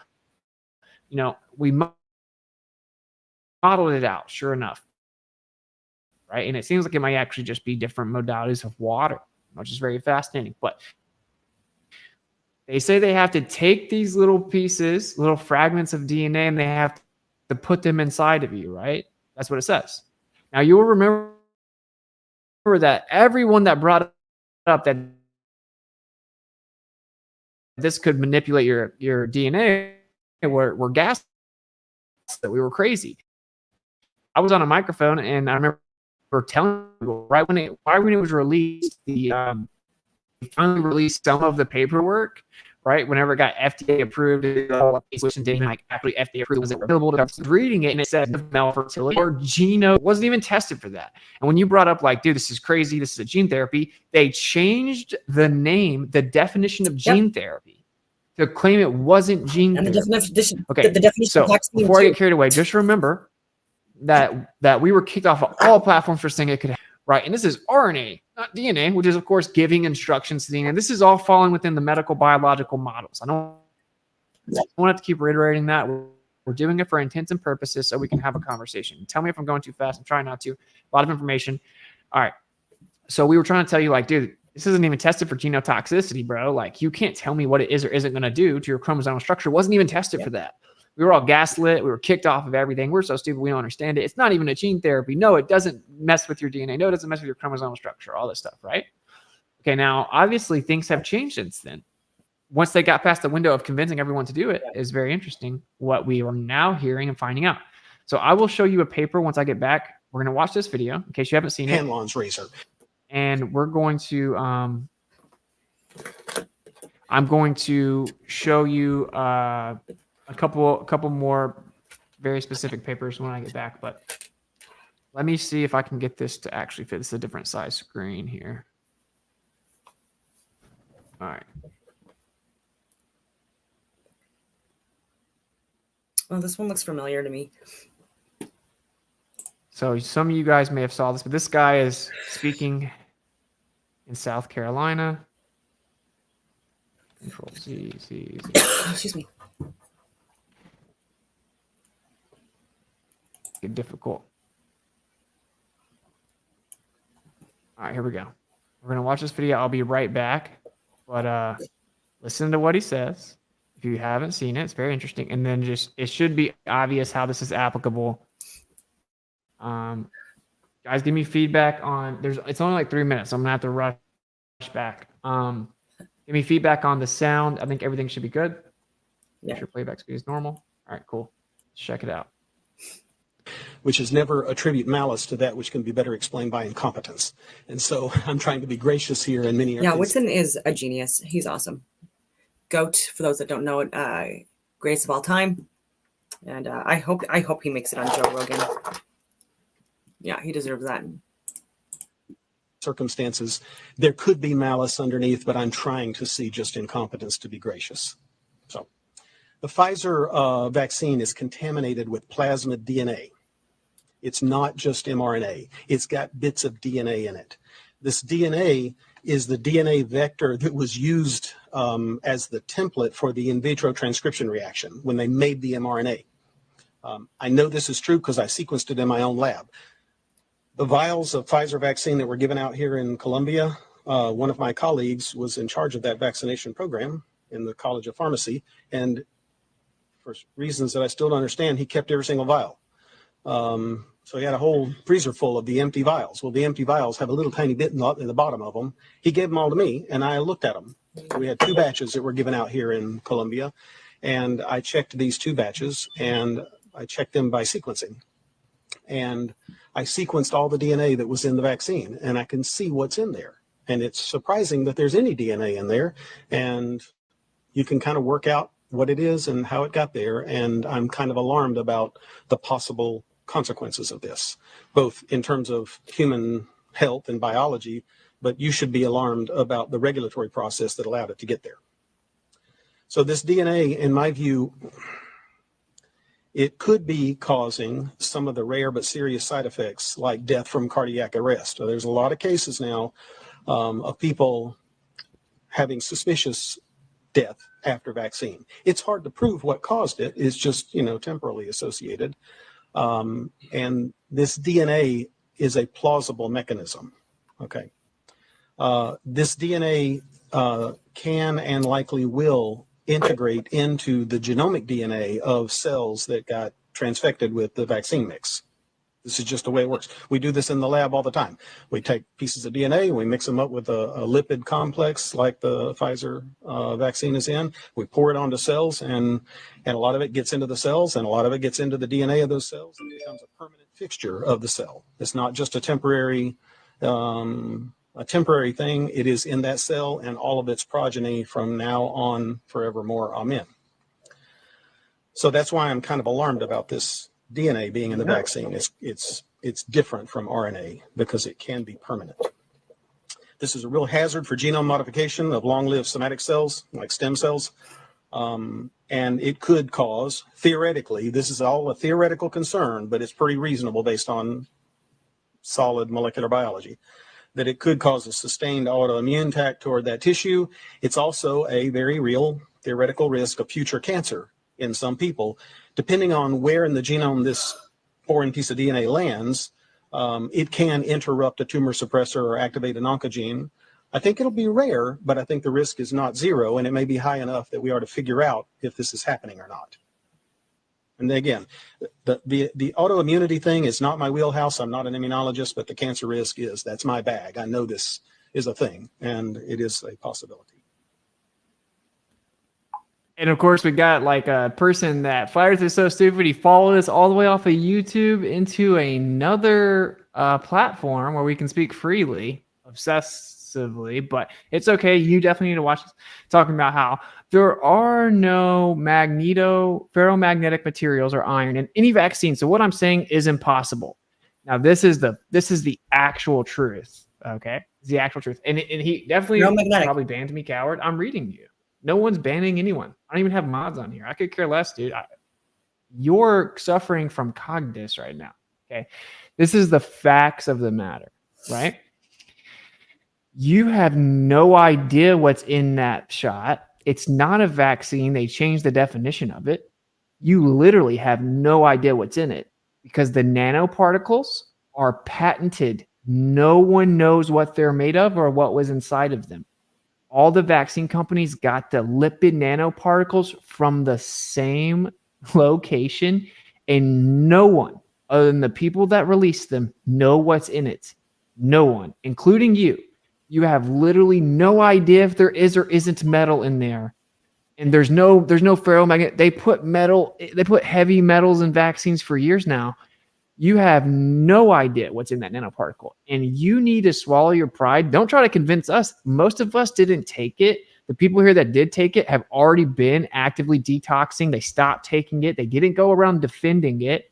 Okay, so you're not going to convince anyone here of anything. But we're doing this to help people like you. Okay, it is a fact. Show where iron there is ferromagnetic and put in a human body without causing great harm. I'll wait. I'm literally showing you, buddy. And I'm just going to stop responding to him, but it's good to hear like the other side. The other side is just outright denial nonsense. Okay? And it's important because I want to show that there is no combating this information intellectually, and that's why I'm doing the stream. Okay, you don't know what's inside of it. Now, show you somewhere that ferromagnetic iron can be put in the body without extreme harm. Okay, you must not have been paying attention, but we'll show you again. Okay.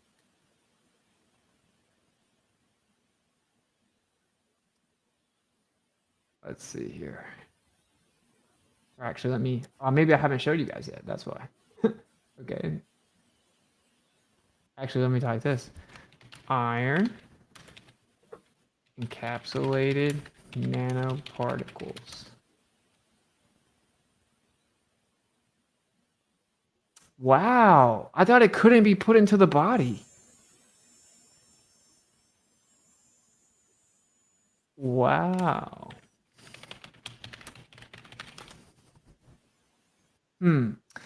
Iron oxide nanoparticles for biomedical applications. Antimicrobial activity. That's interesting. I wonder why are they? It seems like they are putting it in there. They're actually even talking about the possible toxic side effects. Engineering precision nanoparticles for drug delivery. Oh, wow. It's iron encapsulated. Wait a minute. Biomedical applications of iron oxide nanoparticles. Current insights, progress, and perspectives. Oh, it does look like you can. Super magnetic iron oxide nanoparticles encapsulated in biodegradable thermosensitive polymeric whatever toward a target. Not dielectric.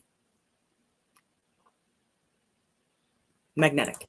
Nanomedicine suitable for image-guided drug delivery. That's my only vice. I'm saying electricity, magnetism, interchangeable operating amongst each other in a unified cosmos, hologram, whatever you want to call it. And light, radiating light, the absence of an electrical charge being classified as magnetic or radiating, whatever. You know what I mean? Super paramagnetic iron oxide nanoparticles have been receiving great attention lately due to their various biomedical applications, such as imaging and guided drug delivery.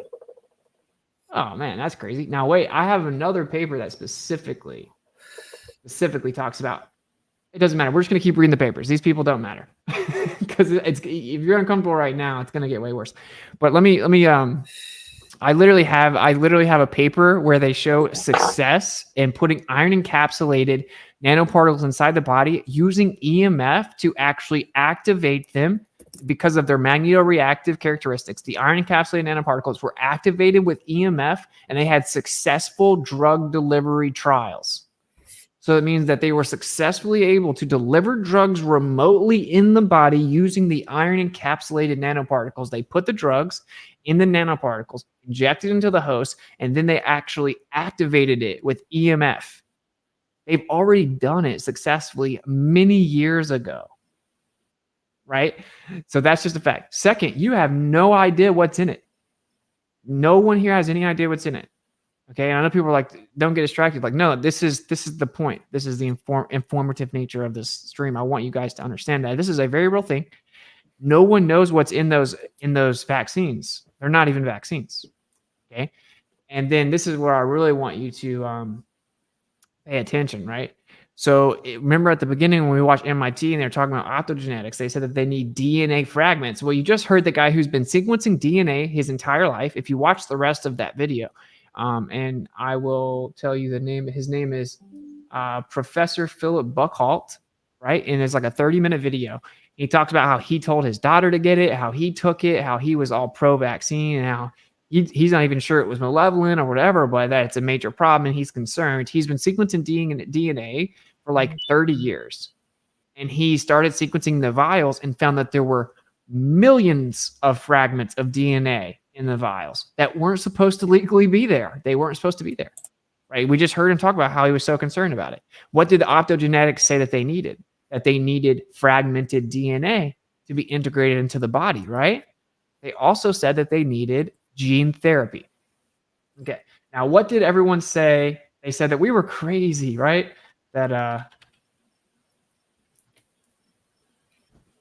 let's search it here. They said that the vaccine wasn't gene therapy, remember? We were crazy for saying that's gene therapy. We were insane. Okay, let's see. mRNA vaccine or gene therapy, the safety regulatory issues. I mean, this is PubMed, NIH, right? COVID-19 vaccines were developed and approved rapidly in response. I hate that you guys can't. I'm so OCD. I'm so sorry because again, I talk about magnetism and I talk about electricity and I talk about the elements and protons and neutrons and electrons and all that stuff. And so, of course, it's not coming. No. So I talk about ionized helium, ionized hydrogen, ionized oxygen, all of these things. And when I talk about it happening more when you get to these like closer to the luminaries, including the sun and the moon. And so I just wanted to share, like again, just like reinforce. I've already shared videos on this, like my conversations even with ChatGPT, where I talk about, you know, like photons being like light is constantly in motion with these photons, and that's why people say that it's massless because to define that they're saying that it has to be stationary, which again like also means okay, anything spinning like the earth, which I don't think it's spinning, does that mean it's massless too? But anyway, I don't even want to go on that tangent. But so I've talked about helium ionized, hydrogen ionized, oxygen, etc., and that when these elements, these gases lose their electrons, this makes it more positively charged or more magnetically charged, and so I think that it's also being impacted by, I always say it's temperature, pressure, and density. Absolutely, which matters within this cosmos, but it also is what impacts like how this cosmos is experienced, and what we see and feel and touch, all these things that we experience with our senses. And anyway, so these so when I look at ionized hydrogen, again, this is redundant for some people, but commonly called H2, which is also interesting. Like H2O is water. Anyway, is a hydrogen atom that has lost its electron and is now positively charged. And my chat GPT stuff as well. I've even asked, okay, is this does it have an electrical charge? No. Even light is the absence of an electrical charge. I will reiterate that. And in this electromagnetic reality, that would mean that the force in place is magnetism that's being that's overtaking the electrical force, right? The gravitational force. Alternating versus direct currents and stuff like that as well. Anyway, lost electron and now positively charged. Near hot stars, the intense UV light can ionize the hydrogen atoms, which is why, again, I also believe that that's why what we're calling the radiation belt or the Van Allen belt or the magnetosphere, whatever we're going to call it. They're talking about this bullshit about how this is all, like made up of like cosmic dust and like all this other shit. But no, it's absolutely pertaining to this contained environment and the gases or the elements that make up this environment. And so the ones that are closer to the sun and the moon, which I think are possibly very close to I guess not the edge, because I believe that it's like this contained environment looks like it's the shape of toroidal fields, essentially, if you want to look at it in a scientific way, or like the lotus petals too, like the 1,000 petal chakra, the accessing the highest levels of consciousness. It has to do with like having that same similar structure, right, with those toroidal fields at play. But anyways, what contains this environment is like the what they're calling the radiation Van Allen belt, and so this is largely comprised of ionized gases. So the electrons removed and being positively charged, radiating molecules, or whatever you want to call it, or particles, or gases, and I do believe that the luminaries, but at least the sun and the moon, like there's it's that these are plasma, possibly sonoluminescence, being utilized in order to function, and absolutely intelligently designed by some kind of creator or creators, and and possibly duplicates. Again, this is a holographic reality, and I don't know. So yeah, if you take a look at the radiation Van Allen belt, it's largely comprised of ionized helium and hydrogen, with small traces of things like oxygen and nitrogen, which we see in our atmosphere even at the lower levels, right? It's just like varying degrees of the protons and the electrons being added or removed, and this includes even with water, right? Where even with water, there's like more there's more pressure. It's anyway, all of that stuff. It's denser than the atmosphere and stuff like that, and we're sort of living like in the area of equilibrium on this flat plane of inertia. Humans, I'm talking about.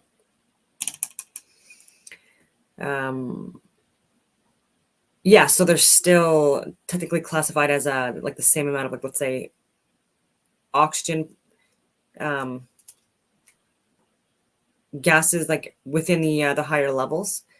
It's just that again, how the protons and the electrons are established is what is important as well.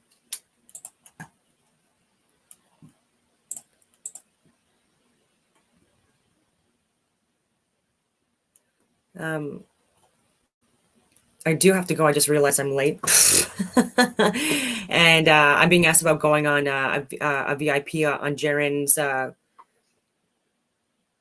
his podcast, and I would absolutely do that. I haven't talked to like really anyone within the Truther community, like to like link up any dates or timings for discussions, and but now I need to get back to it, and so like he would be my first priority of someone to reach out to, and do another VIP. I would absolutely do that, and then I want to reach out and do some podcasts or interviews with other people, but because of all this crazy stuff that's been going on, even personal issues with family, and my internet issues, my router being broke, I just didn't have the capacity to even do any videos.